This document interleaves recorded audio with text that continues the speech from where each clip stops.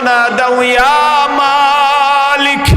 জাহান্নামীরা জাহান্নামের আযাব সহ্য করতে না পেরে জাহান্নামের দারোগা মালিককে ডাক দিয়ে বলবে, এই মালিক ফেরেশতা, জাহান্নামের আযাব আর সহ্য হয় না, জাহান্নামের কষ্ট আর সহ্য হয় না। মুসলমান, জাহান্নামের কষ্ট কত বেশি হবে? দুনিয়ার সমস্ত কষ্ট যদি এক পাল্লায় রাখা হয়, জান্নাতে 1 মিনিটের কষ্টের সমান হবে না। জাহান্নামী মানুষগুলো জাহান্নামের কষ্ট সহ্য করতে না পেরে জাহান্নামের দারোগা মালিককে বলবে, আল্লাহকে একটু বলো না, আল্লাহ রব্বুল আলামিন যেন আমাদেরকে ধ্বংস করে দেন। জাহান্নামের দারোগা মালিক ধমক দিয়ে বলবেন, ক্বালা ইন্নাকুম মাকিসুন, বান্দা কোনো কথা বলবি না, চুপ থাকো, জাহান্নামের শাস্তি ভোগ করতে থাকো, যতক্ষণ পর্যন্ত মালিকের ফয়সালা না হবে কোনো কাজ হবে না। মুসলমান ভাইরা আমার, কোন কাজ করলে মানুষ জাহান্নামে যাবে, কোন কাজ করলে মানুষ জান্নাতে যাবে, সব কিছু আল্লাহ রাব্বুল আলামিন পবিত্র কোরআনের মধ্যে বলে দিয়েছেন। যেমন আল্লাহ রাব্বুল আলামিন বলেন, বান্দা মিথ্যা কথা বলবা না। এখন কেউ যদি মিথ্যা কথা বলে আল্লাহর আদালতে সে হলো অপরাধী, সে আল্লাহর আইন লঙ্ঘন করলো। আল্লাহ রাব্বুল আলামিন বললেন, বান্দা নামাজ ছাড়বা না। এখন কোনো বান্দা যদি নামাজ ছেড়ে দেয়, সে আল্লাহর হুকুম অমান্য করলো, আল্লাহর চোখে সে অপরাধী। এইরকম ভাবে আল্লাহ রব্বুল আলামিনের যত আদেশগুলো আছে সমস্ত আদেশগুলো পালন করা, এবং আল্লাহ রব্বুল আলামিনের যত নিষেধগুলো আছে সমস্ত নিষেধগুলো যদি বর্জন করতে পারে, তাহলে একজন মানুষ আল্লাহ পাকের জান্নাতে প্রবেশ করতে পারবে। মুসলমান ভাইরা আমার, জান্নাতে যাওয়ার অনেকগুলো আমল, তন্মধ্য থেকে এক হাদিসের মধ্যে জান্নাতে যাওয়ার 4টা আমলের কথা আসছে। কয়টা আমলের কথা? আপনারা আমার কথা বুঝতেছেন? সবাই বলেন, কয়টা আমলের কথা? 4টা আমলের কথা আসছে। হযরতে আব্দুল্লাহ ইবনে সালাম রাদিয়াল্লাহু তাআলা আনহু থেকে হাদিস বর্ণিত, বুখারী শরীফের মধ্যে হাদিস আসছে। হযরত আব্দুল্লাহ ইবনে সালাম রাদিয়াল্লাহু তাআলা আনহু তিনি বলেন, আল্লাহর রাসূল যখন মক্কা থেকে হিজরত করে মদিনায় আসছেন, মদিনায় আসার পরে আমি যখন শুনতে পারলাম ইসলামের নবী মদিনায় আসছে, আব্দুল্লাহ ইবনে সাদ, ওয়া হুজিবাতিল জান্নাতু বিল মাকারে, আল্লাহর রাসূল বলেন জান্নাতকে সাজানো হয়েছে মানুষের অপছন্দনীয় বস্তু দ্বারা, আর জাহান্নামকে সাজানো হয়েছে মানুষের পছন্দনীয় বস্তু দ্বারা। মুসলমান মনে রাখবেন, আল্লাহ রব্বুল আলামিন আমাদের প্রত্যেকের ভিতরে 2টা জিনিস দিয়েছেন, একটা হলো নফস আর একটা হলো বিবেক। কয়টা জিনিস বলেন? আরো জোরে বলেন, কয়টা? একটা হলো নফস আর একটা হলো বিবেক। এই বিবেক সব সময় মানুষদেরকে ভালো কাজের দিকে টানতে থাকে, আর নফস সব সময় মানুষদেরকে খারাপ কাজের দিকে টানতে থাকে, খারাপ কাজের দিকে টানতে থাকে। এই জন্য আল্লাহর রাসূল বলেন, আল মুজাহাদাতু মান নাফসি ওয়াশ শাইতান ওয়া হিয়া জিহাদুল আকবার। পয়গম্বর বলেন, নফসের সাথে জিহাদ করা, শয়তানের সাথে জিহাদ করাই হলো সবচাইতে বড় জিহাদ। ফাআম্মা মান খাফা মাকামা রাব্বিহি ওয়া নাহান নাফসা আনিল হাওয়া ফাইন্নাল জান্নাতা হিয়াল মাওয়া। আল্লাহ রাব্বুল আলামিন বলেন, আমার যেই বান্দারা আমি আল্লাহর ভয়ে গুনাহ ছেড়ে দেয় এবং নফসের বিরুদ্ধাচরণ করে, নফস যখন খারাপ কাজের দিকে উৎসাহ দেয় তখন নফসের কথা শুনে না। ফাইন্নাল জান্নাতা হিয়াল মাআওয়া, আল্লাহর রাসূল আল্লাহ পাক বলেন আমার ওই বান্দাদের ঠিকানা হলো জান্নাত।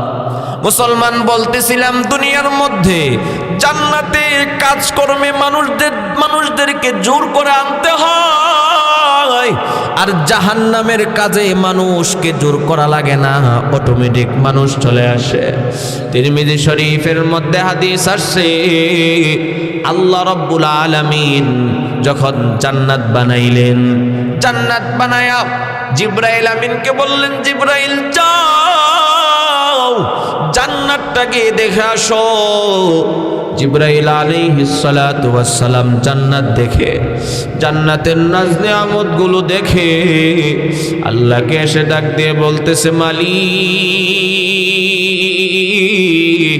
আপনি এত সুন্দর জান্নাত বানিয়েছেন, কোন মানুষ যদি একবার জান্নাতের নাজ নিয়ামতের কথা শুনে জীবন দিয়ে হলেও তারা জান্নাতের মধ্যে আসতে চাইবে। আল্লাহ রাব্বুল আলামিন এবার কোন কোন কাজ করলে মানুষ জান্নাতে যেতে পারবে ওই সমস্ত কাজের দ্বারা বাজান জান্নাতটারে ঢেকে দিলে। জিবরাইল আমিনকে বললেন জিবরাইল যাও এবার গিয়ে তুমি জান্নাতটা দেখে আসো। জিবরাইল আলাইহিস সালাতু ওয়াস সালাম এবার জান্নাত দেখে আল্লাহকে গিয়ে ডাক দিয়ে বলতেছে মালিক আপনি যেই সমস্ত কাজের দ্বারা জান্নাতটারে সাজিয়েছেন আমার তো মনে হয় ওই সমস্ত কাজ করে আপনার একজন বান্দাও পাওয়া যাবে না যারা জান্নাতে প্রবেশ করতে পারবে। মুসলমান ভাইরা রে আমার, আল্লাহ রাব্বুল আলামিন এবার জাহান্নামকে বানাইলেন। জিবরাইল আমিনকে বললেন যাও জাহান্নামটাকে দেখে আসো। জিবরাইল আলাইহিস সালাতু ওয়াস সালাম জাহান্নাম দেখে, জাহান্নামের ভয়ঙ্কর আযাব দেখে, জাহান্নামের শাস্তি দেখে আল্লাহকে এসে বলতেছে মালিক দুনিয়ার কোনো বান্দা যদি জাহান্নামের কষ্টের কথাগুলো শুনে কেউ জাহান্নামের মধ্যে যেতে চাইবে না। আল্লাহ রাব্বুল আলামিন কোন কোন কাজ করলে বাজান জাহান্নামের মধ্যে যাওয়া লাগবে ওই সমস্ত কাজের দ্বারা জাহান্নামটারে ঢেকে দিলে। জিবরাইল আমিনকে বললেন যাও এবার গিয়ে তুমি জাহান্নামটা দেখে আসো। জিবরাইল আলাইহিস সালাতু ওয়াস সালাম জাহান্নামটা দেখে ভয় পেয়ে গেলেন। আল্লাহর কাছে এসে বলতেছে মালিক তুমি যেই সমস্ত কাজের দ্বারা জাহান্নামটারে সাজাইছো আমার তো মনে হয় ওই সমস্ত কাজকর্ম বর্জন করে ওই সমস্ত কাজকর্মগুলো বাদ দিয়ে একজন মানুষও পাওয়া যাবে না যারা জাহান্নাম থেকে বাঁচতে পারবে। মুসলমান ভাইরা রে আমার, ওই জাহান্নামের ভয় অন্তরে ঢুকাও, জাহান্নামের ভয় অন্তরে ঢুকাও। আল্লাহ রাব্বুল আলামিন বলেন ফালা তুজলামু নাফসুন শাইআ, আমি আল্লাহ আখিরাতে কাহারো উপরে বিন্দু মাত্র কোনো জুলুম করব না, বিন্দু মাত্র কোনো জুলুম করব না। ইন্নাহু মাইয়াতি রাব্বাহু মুজরিমান ফাইন্না লাহু জাহান্নাম। আল্লাহ রাব্বুল আলামিন বলেন আমার যেই বান্দাগুলো আমি আল্লাহর কাছে অপরাধী হিসাবে, গুনাহগার হিসাবে উপস্থিত করা হবে তাদের ঠিকানাই হলো জাহান্নাম। লা ইয়ামুতু ফিহা ওয়ালা ইয়াহইয়া।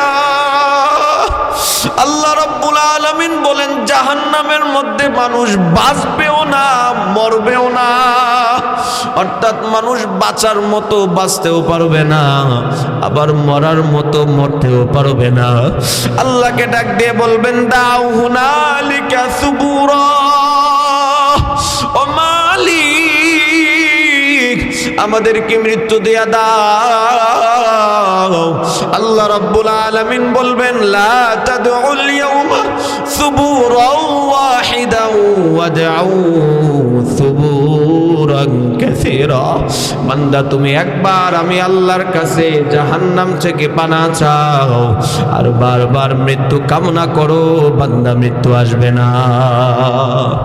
ওয়ানাদাউ ইয়া মালিক, জাহান্নামীরা জাহান্নামের আযাব সহ্য করতে না পেরে জাহান্নামের দারোগা মালিককে ডাক দিয়ে বলবে, এই মালিক ফেরেশতা, জাহান্নামের আযাব আর সহ্য হয় না, জাহান্নামের কষ্ট আর সহ্য হয় না। মুসলমান, জাহান্নামের কষ্ট কত বেশি হবে, দুনিয়ার সমস্ত কষ্ট যদি এক পাল্লায় রাখা হয় জান্নাতে 1 মিনিটের কষ্টের সমান হবে না। জাহান্নামী মানুষগুলো জাহান্নামের কষ্ট সহ্য করতে না পেরে জাহান্নামের দারোগা মালিককে বলবে, আল্লাহকে একটু বলো না আল্লাহ রাব্বুল আলামিন যেন আমাদেরকে ধ্বংস করে দেন। জাহান্নামের দারোগা মালিক ধমক দিয়ে বলবেন, ক্বালা ইন্নাকুম মাকিসুন, বান্দা কোনো কথা বলবি না, চুপ থাকো, জাহান্নামের শাস্তি ভোগ করতে থাকো, যতক্ষণ পর্যন্ত মালিকের ফয়সালা না হবে কোনো কাজ হবে না। মুসলমান ভাইরা আমার, কোন কাজ করলে মানুষ জাহান্নামে যাবে, কোন কাজ করলে মানুষ জান্নাতে যাবে, সব কিছু আল্লাহ রাব্বুল আলামিন পবিত্র কোরআনের মধ্যে বলে দিয়েছেন। যেমন আল্লাহ রাব্বুল আলামিন বলেন, বান্দা মিথ্যা কথা বলবা না। এখন কেউ যদি মিথ্যা কথা বলে আল্লাহর আদালতে সে হলো অপরাধী, সে আল্লাহর আইন লঙ্ঘন করলো। আল্লাহ রাব্বুল আলামিন বললেন, বান্দা নামাজ ছাড়বা না। এখন কোনো বান্দা যদি নামাজ ছেড়ে দেয় সে আল্লাহর হুকুম অমান্য করলো, আল্লাহর চোখে সে অপরাধী। এইরকম ভাবে আল্লাহ রাব্বুল আলামিনের যত আদেশগুলো আছে সমস্ত আদেশগুলো পালন করা এবং আল্লাহ রাব্বুল আলামিনের যত নিষেধগুলো আছে সমস্ত নিষেধগুলো যদি বর্জন করতে পারে তাহলে একজন মানুষ আল্লাহ পাকের জান্নাতে প্রবেশ করতে পারবে। মুসলমান ভাইরা আমার, জান্নাতে যাওয়ার অনেকগুলো আমল, তন্মধ্য থেকে এক হাদিসের মধ্যে জান্নাতে যাওয়ার 4টা আমলের কথা আসছে। কয়টা আমলের কথা? আপনারা আমার কথা বুঝতেছেন? সবাই বলেন কয়টা আমলের কথা? 4টা আমলের কথা আসছে। হযরতে আব্দুল্লাহ ইবনে সালাম রাদিয়াল্লাহু তাআলা আনহু থেকে হাদিস বর্ণিত, বুখারী শরীফের মধ্যে হাদিস আসছে। হযরত আব্দুল্লাহ ইবনে সালাম রাদিয়াল্লাহু তাআলা আনহু তিনি বলেন, আল্লাহর রাসূল যখন মক্কা থেকে হিজরত করে মদিনায় আসছেন, মদিনায় আসার পরে আমি যখন শুনতে পারলাম ইসলামের নবী মদিনায় আসছে, আব্দুল্লাহ ইবনে সালেম ওই সময় মুসলমান হয় নাই, আল্লাহর রাসূলকে দেখার জন্য চলে গেলেন। আল্লাহ হযরতে আব্দুল্লাহ ইবনে সালাম রাদিয়াল্লাহু তাআলা আনহু বলেন, যেই মাত্র আমি রাসূলের চেহারার দিকে তাকাইলাম আমার 100 ভাগ ইয়াকিন হয়ে গিয়েছে এই মানুষটা কখনো মিথ্যা নবী হতে পারে না। আল্লাহর রাসূল সাল্লাল্লাহু আলাইহি ওয়াসাল্লাম যখন সর্বপ্রথম মদিনায় আসছেন, মদিনায় আসার পরে আল্লাহর রাসূল সর্বপ্রথম যে ভাষণ দিয়েছিলেন ওই ভাষণের মধ্যে 4টা আমলের কথা বলেছিলেন। কয়টা আমলের কথা? আল্লাহর রাসূল বলেন, 1 নম্বরে পয়গম্বর বললেন, আফশুস সালাম, উম্মত তোমরা ব্যাপক হারে সালামের প্রচার ঘটাও। ওয়া তু'মুত তাআম, এবং মানুষদেরকে খাবার খাওয়াও। ওয়াসিলুল আরহাম, আত্মীয়দের সাথে সম্পর্ক বজায় রাখো। 4 নম্বরে ছিল ওয়াসাল্লু বিল্লাইল ওয়ান নাসু নিয়াম, মানুষ যখন ঘুমিয়ে থাকে বান্দা তুমি নামাজের মুসল্লা বিছায়া তাহাজ্জুদের নামাজে দাঁড়ায়া যাও। এই 4টা কাজ করো, তাদখুলুল জান্নাতা বিসালাম, সালাম। আল্লাহর রাসূল বলেন 4টা কাজ করো আর নিরাপদে তুমি জান্নাতে প্রবেশ করো। কয়টা কাজের কথা বললেন? মুসলমান ভাইরা আমার, 1 নম্বরে আল্লাহর রাসূল বললেন আফশুস সালাম, ব্যাপক হারে তোমরা সালামের প্রচার ঘটাও। বড় আফসোসের সাথে বলতে হয়, বর্তমানে অনেক মানুষ এমন আছে যাদের ডিগ্রির অভাব নাই, শিক্ষাগত যোগ্যতার অভাব নাই, অথচ সালামটা সহি শুদ্ধভাবে দিতে পারে না। আছে না নাই? আরো জোরে আওয়াজ দিয়ে বলেন, আছে না নাই? ওনাকে সালাম দেয় আসসালামু আলাইকুম, সালাম আলাইকুম, কি বলে সালাম আলাইকুম, ভদ্র জেন্টলম্যান। সহি শুদ্ধ হবে আসসালামু আলাইকুম, শুরুতে আলিফ আসবে আসসালামু আলাইকুম। আবার অনেকে উত্তর দেয় ওয়ালাইকুম সালাম, ভুল। ওয়ালাইকুম আসসালাম, ভুল। উত্তরটা হবে ওয়ালাইকুমুসসালাম। কি হবে বলেন তো দেখি? ওয়ালাইকুমুসসালাম। সকলের ঠোঁট নাড়ান, ওয়ালাইকুমুসসালাম। আমি আপনাদেরকে সালাম দিব, আপনারা সবাই উত্তর দিবেন আসসালামু আলাইকুম। আবার বলেন আসসালামু আলাইকুম। আপনারা সালাম দেন তো দেখি। ওয়ালাইকুমুসসালাম, ওয়ালাইকুমুসসালাম, ওয়ালাইকুমুসসালাম।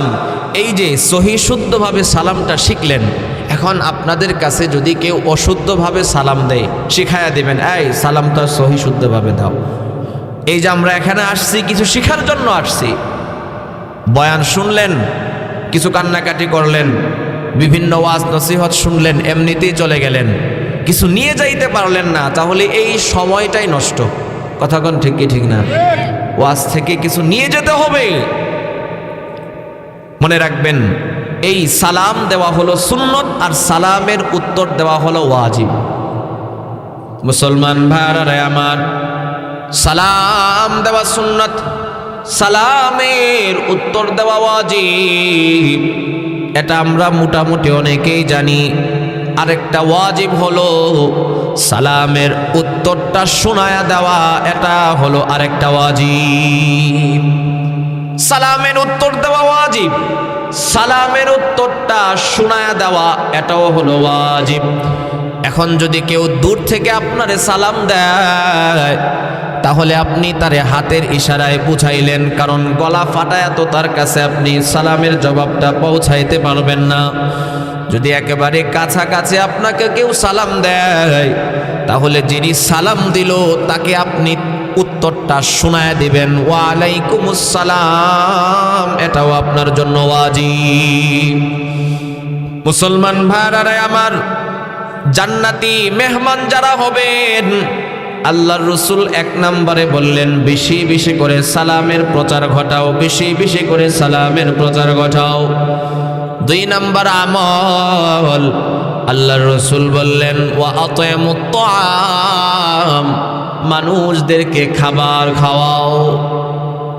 আল্লাহর রাসূল সাল্লাল্লাহু আলাইহি ওয়াসাল্লাম নিজের প্রয়োজনে কখনো মানুষের কাছ থেকে ধার নিতেন না, কিন্তু মেহমানদারি করার জন্যে আল্লাহর রাসূল প্রায় সময় মানুষদের থেকে ধার নিয়ে মেহমানদারি করেছেন।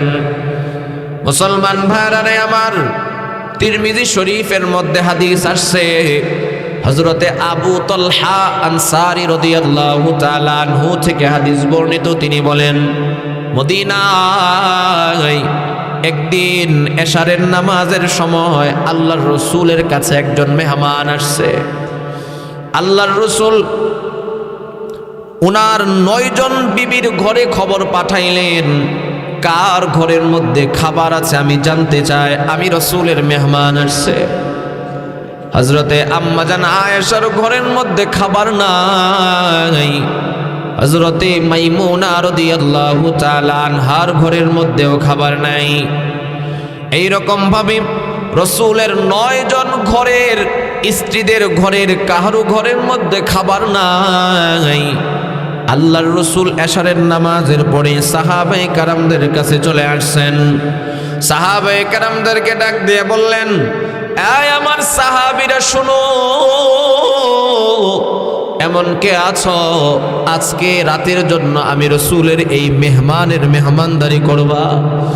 হযরতে আবু বকরের মাথা নিচু, কারণ আবু বকরের ঘরের মধ্যেও খাবার নাই।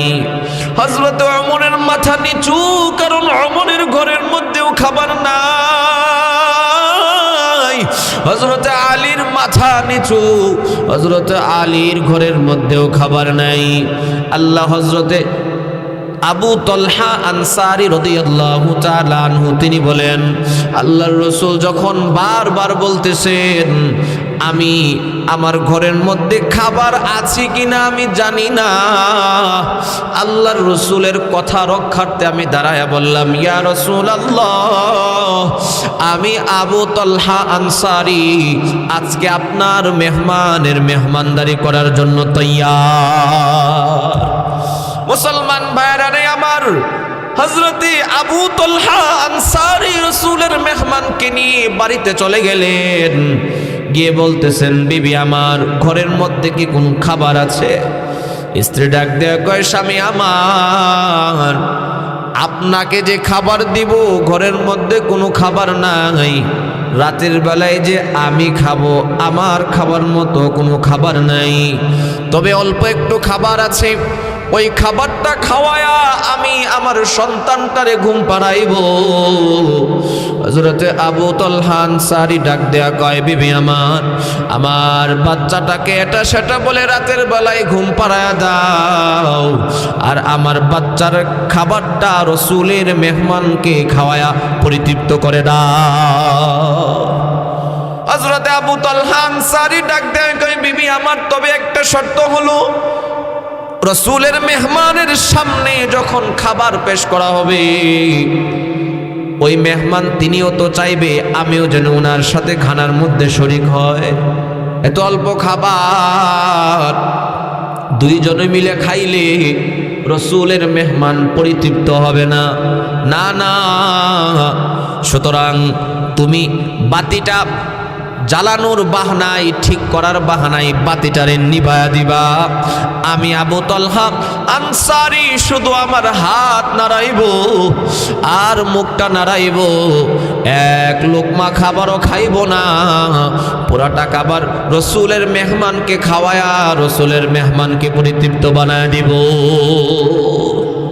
মুসলমান ভাইরা রে আমার, স্বামী স্ত্রী পরামর্শ মোতাবেক রাসূলের মেহমানকে খাবার খাওয়ায়া পরিতৃপ্ত বানায়া রাতের বেলায় ঘুম পাড়ায়া দিয়েছেন। সকাল বেলায় রাসূলের মেহমানকে সাথে নিয়ে হযরতে আবু তলহা আনসারী রাদিয়াল্লাহু তাআলা আনহু মসজিদে নববীতে চলে আসছেন নামাজ পড়ার জন্য। হযরতে আবু তলহা আনসারী তিনি ডাক দিয়ে বলেন, আল্লাহর রাসূলের চেহারাটা আমার দিকে তাকায়া রাসূল মুচকি মুচকি হাসতেছে। আল্লাহর রাসূল ডাক দিয়ে কই, রে আবু তলহা, রাতের বেলায় তুই কি আমল করেছো? তোমার শানে আল্লাহ রাব্বুল আলামিন খুশি হয়ে পবিত্র কোরআনের আয়াত নাজিল করে দিয়েছে। কিয়ামত পর্যন্ত উম্মতগুলো এই আয়াত পড়বে আর আবু তলহা তোর কথা স্মরণ করবে, তুই কি এমন আমল করেছ? হযরতে আবু তলহা আনসারী ডাক দেয়া কয়, ইয়া রাসূলুল্লাহ, তেমন কোনো আমল করতে পারি নাই, আমার বাচ্চার খাবারটা খাওয়ায়া আপনার মেহমানকে আমি পরিতৃপ্ত করেছি। আল্লাহর রাসূল ডাক দেয়া কয়, রে আবু তলহা, আয় আমার বুকে আয়। আবু তলহা, আমি রাসূল বলে দিলাম, মৃত্যু পর্যন্ত আর তোর কোনো আমল যদি আল্লাহ কবুল নাও করে, এই আমলটার কারণে আল্লাহ রাব্বুল আলামিন তোরে জান্নাত দিয়া দিবে। মুসলমান ভাইরা আমার, জান্নাতি মেহমান যারা, তাদের 2 নাম্বার গুণ হবে মানুষদেরকে বেশি বেশি করে খাবার খাওয়ানো। 3 নাম্বার গুণ, আল্লাহর রাসূল বললেন, ওয়াসিলুল আরহাম, আত্মীয়দের সাথে সম্পর্ক বজায় রাখো। আত্মীয়দের সাথে সম্পর্ক বজায় রাখো। বর্তমানে তো মা বাবা যখন বৃদ্ধ হয়ে যায়, সন্তানের কাছে মা বাবা কি বুঝা মনে হয়, কথা কোন ঠিক কি ঠিক না? অথচ আল্লাহর রাসূল বুখারী শরীফের মধ্যে হাদিস আসছে, পয়গম্বর বলেন, ওয়া ইন আমারনা আন তাখরুজা মিন আহলিকা ওয়া মালিক। এই উম্মত শোনো, আল্লাহর রাসূল বলেন, তোমার বাবা মা যদি তোমাকে ঘর থেকে বের করে দেয়, তোমার বাবা মা যদি সন্তান তোমার উপরে জুলুম করে, তোমার বাবা মা যদি সন্তান তোমাকে ধন সম্পদ থেকে বঞ্চিত করে, আল্লাহর রাসূল বলেন তারপরেও সন্তান তুমি তোমার বাবা মায়ের সাথে ভালো আচরণ করো। মুসলমান ভাইরা আমার, বর্তমানে অবস্থা তো এমন, আপন ভাই আপন ভাইরে দেখতে পারে না, সন্তান বাবা মারে দেখতে পারে না, আপন চাচা আপন ভাতিজাকে দেখতে পারে না, আপন ভাই আপন বোনরে দেখতে পারে না। আছে না নাই? এক কথায় মিল নাই। অথচ যারা আপন না, আত্মীয় স্বজন না, তাদের সাথে তার ভালো মিল, আত্মীয় স্বজনের সাথে মিল নাই। মনে মনে চিন্তা করে, আমার ছায়াটাও যেন আমার কোনো আত্মীয়র পায়ে না পড়ে, এমন মানুষ আছে না নাই? অথচ আল্লাহর রাসূল বলেন, উম্মত শোনো, তুমি যদি তোমার হায়াতের মধ্যে বরকত চাও, তুমি যদি তোমার রিজিকের মধ্যে বরকত চাও, তাহলে আত্মীয়দের সাথে সুসম্পর্ক বজায় রাখো। আল্লাহ পাক তোমার হায়াতের মধ্যেও বরকত দিবেন। আল্লাহ রব্বুল আলামিন তোমার কামাই রুজি ইনকামের মধ্যেও বরকত দিবেন। আমরা সবাই চাই না আমাদের হায়াতে বরকত হোক? আরো জোরে বলেন, আরো জোরে বলেন। আমরা সবাই চাই আমাদের হায়াতে বরকত হোক, আমরা সবাই চাই আমাদের ইনকামের মধ্যে বরকত হোক, আমাদের টাকা পয়সা ধন সম্পদে বরকত হোক। আল্লাহর রাসূল বলেন, তুমি তোমার আত্মীয়দের সাথে সুসম্পর্ক বজায় রাখো, আল্লাহ রাব্বুল আলামিন তোমার হায়াতে বরকত দিবেন, আল্লাহ রাব্বুল আলামিন তোমার কামাই রুজি টাকা পয়সার মধ্যে বরকত দিবেন। সুবহানাল্লাহ। মুসলমান ভাইরা আমার, বলতেছিলাম জান্নাতি মেহমানদের 3 নাম্বার আমল হবে, তারা আত্মীয়দের সাথে সুসম্পর্ক বজায় রাখবে। 4 নাম্বার আমল, আল্লাহর রাসূল বলেন, ওয়াসাল্লু বিল্লাইল ওয়ান নাসু নিআম। মানুষ যখন গভীর রজনীতে ঘুমিয়ে থাকে, উম্মত তুমি যাই নামাজের মুসল্লাটা বিছায়া তাহাজ্জুদের নামাজের মধ্যে দাঁড়া যাও। মুসলমান, তাহাজ্জুদের নামাজ তো এমন একটা নামাজ, তাহাজ্জুদের নামাজ তো বাজান এমন একটা নামাজ, এই নামাজের সাথে বান্দা আল্লাহ রাব্বুল আলামিনের সাথে চুপি চুপি কথা বলে। আল্লাহ রাব্বুল আলামিন বলেন, বান্দা ফজরের সময় তুমি মসজিদে আসছো আমি আল্লাহরে পাওয়ার জন্য, জোহরের সময় বান্দা তুমি মসজিদে এসে নামাজ পড়েছো আমি আল্লাহকে পাওয়ার জন্য, আসরের সময় বান্দা মসজিদে এসে কোরআন এনেছো আমি আল্লাহরে পাওয়ার জন্য, মাগরিবের সময় এশারের সময় বান্দা দৈনন্দিন 5 বার মসজিদে এসে আমি আল্লাহকে পাওয়ার জন্য কোরআন আনতেছো, আর তাহাজ্জুদের সময় আমি আল্লাহ বান্দা তোমাকে রহমত দেওয়ার জন্য প্রথম আকাশে চলে আসি। আল্লাহ রাব্বুল আলামিন এসে ডাকতে থাকেন, আলা মিন মুস্তাগফিরিন ফাগফির লাহু। আছো কি কোনো গুনাহগার বান্দা, আমি আল্লাহর কাছে ক্ষমা চাইবা, আমি আল্লাহ বান্দা তোমার গুনাহ খাতাগুলোরে মাফ করে দিব। আলা মিন মুস্তারজিকিন ফারজুক লাহু। আছো কি কোনো অভাব অনটনে ভুগতেছো এমন বান্দা, আমি আল্লাহর কাছে চাও, আমি আল্লাহ তোমার অভাব অনটনগুলোকে দূর করে দেব। আলা কাদা আলা কাদা। আল্লাহ রাব্বুল আলামিন বান্দাদের হাজতের নাম ধরে ধরে ডাকতে থাকে, বান্দা কার কি লাগবে আমি আল্লাহর কাছে চাও, বান্দা আমি আল্লাহ তোমাকে ওই জিনিসটা দেওয়ার জন্য তোমার কাছাকাছি চলে আসছি। কিন্তু আফসোসের বিষয় হলো, ওরা আফসোসের বিষয় রাত্র 12টা-1টা পর্যন্ত ফেসবুক আর ইউটিউব চালায়া মুসলমান ঘুমানোর কারণে মহান মালিকের কুদরতি ডাকে তাহাজ্জুদের সময় সাড়া দিতে পারে না। মুসলমান ভাইরা রে আমার, বান্দা যখন তাহাজ্জুদের নামাজের সময় আরামের ঘুমটাকে হারাম করে শরীর থেকে কম্বলটারে ফালায়া ঠান্ডা পানি দিয়ে উযু বানায়া নামাজের মুসল্লাটা বিছায়া আল্লাহ রাব্বুল আলামিনের কুদরতি কদমে পড়ে কান্না করতে থাকে, আল্লাহ রাব্বুল আলামিন ফেরেশতাদেরকে ডাক দিয়ে বলেন, এই ফেরেশতারা, আমার এই বান্দাটা আরামের ঘুমটাকে হারাম করে ঠান্ডা রজনীতে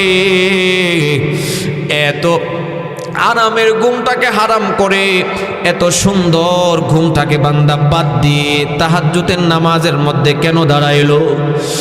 আল্লাহ রাব্বুল আলামিন তো সব কিছু জানেন, তারপরেও ফেরেশতাদেরকে বলেন, কারণ ফেরেশতাদের জবান থেকে বান্দার প্রশংসার শুনতে আল্লাহর কাছে বড় ভালো লাগে। আল্লাহ রাব্বুল আলামিন জানা সত্ত্বেও বলেন, আমার বান্দা কেন তাহাজ্জুদের নামাজের জন্য দাঁড়াইলো? ফেরেশতারা ডাক দিয়ে বলে, মালিক, তোমার এই বান্দাটা জাহান্নামের ভয়ে জান্নাতের আশায় তাহাজ্জুদের মুসল্লায় দাঁড়িয়েছে। আল্লাহ রাব্বুল আলামিন তখন ডাক দিয়ে বলেন, ফেরেশতারা সাক্ষী থাকো, আমার বান্দা যে উদ্দেশ্যে তাহাজ্জুদের নামাজে দাঁড়াইলো আমি আল্লাহ বান্দার ওই উদ্দেশ্যকে পূর্ণ করে দিলাম। এবং যে জাহান্নামের ভয়,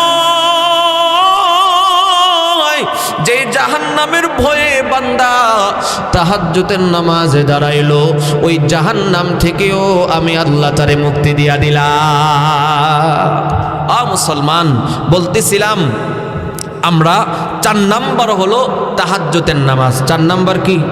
তাহাজ্জুদের নামাজ। আমরা নিয়ত করে ঘুমাবো, আজকে থেকে নিয়ত করি প্রত্যেক দিন আমরা তাহাজ্জুদের নামাজ পড়ব। যদি ঘুমানোর সময় আপনি নিয়ত করে ঘুমান যে আমি তাহাজ্জুদের নামাজ পড়ব, আল্লাহ না করুক যদি আপনি ঘুম থেকে উঠতে না পারেন, এই নিয়ত করার কারণে আল্লাহর রাসূল সাল্লাল্লাহু আলাইহি ওয়াসাল্লাম বলেন, কুতিবা লাহু মা নাওয়া, বান্দা যে নিয়ত করলো আল্লাহ রাব্বুল আলামিন ওই নিয়ত অনুযায়ী তাকে সওয়াব দিয়ে দিবে। অর্থাৎ আপনি যদি তাহাজ্জুদের নিয়ত করেন, উঠতে পারেন নাই, আল্লাহ পাক তাহাজ্জুদের নামাজের সওয়াব দিবেন। তা আমরা নিয়ত করতে পারি না ইনশাআল্লাহ? জান্নাতে সবাই যেতে চাই না ইনশাআল্লাহ? তো জান্নাতে যাওয়ার 4টা গুণ বলতেছিলাম। 1 নাম্বার হলো বেশি বেশি করে সালামের প্রচার ঘটানো। 2 নাম্বার হলো মানুষদেরকে খাবার খাওয়ানো, মেহমানদারি করা। 3 নাম্বার হলো আত্মীয়দের সাথে সুসম্পর্ক রাখা।